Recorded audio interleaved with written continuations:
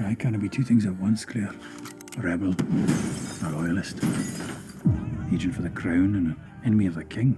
We've been shooting Outlander season 6 and we just finished, and it had been a pretty grueling schedule and the sort of COVID protocols, and I just really wanted to get away for a number of days and just switch off. I had in my head a plan, 5 days, West Highland Way, easy, bish bash bosh, get back to work. Was it as easy as bish bash bosh? No, it was terrible. No, the first 2 days, I really set out thinking this is going to be really, really simple, and I think I was owned by the landscape and the Scottish weather, of course. It was raining, miserable.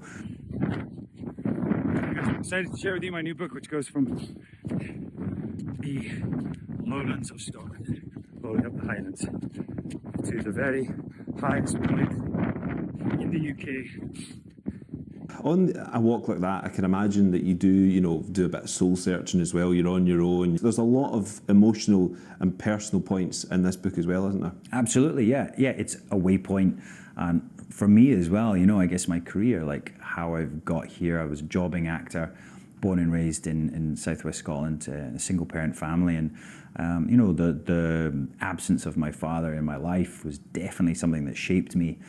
So in a way, it's putting things to rest, maybe being a lot more honest than I am normally in the public life. You do talk about your father leaving your family when you were, 18 months old, you at school. It's all there.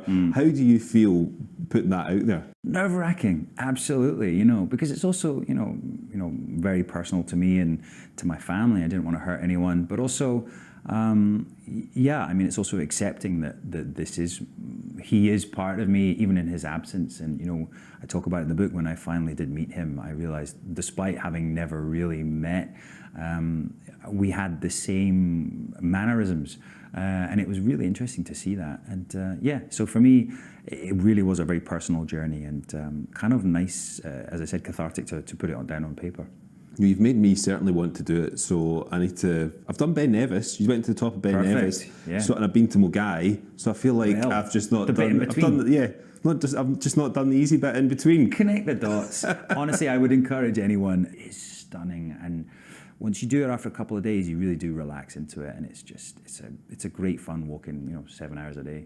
Outlander we need to talk about as well. Season 7, you're still filming, coming to the end of filming. Yeah. And some of the band are back together. Some familiar faces returning for season 7. I believe so. I was like, oh my God, is that a spoiler? You've just dropped me in it. But no, we have announced it. There are some familiar faces coming back. So Stephen Cree we know is back. Oh yeah, I'm sorry. I think he likes to wind you up a little bit. As does Graham McTavish, who's back as well for season 7. So what's it like being back with those guys? Terrible, you can imagine. Have no fun at all. Yes, Cree, obviously, his acting hasn't got any better. Neither has his banter. But McTavish, obviously, always a pleasure to have him back. And yeah, it's been great to have my grumpy friend back. What can you tell us about season 7? This season is bigger. 18 episodes. We pick up kind of where we left off, where Claire has been she's put in prison.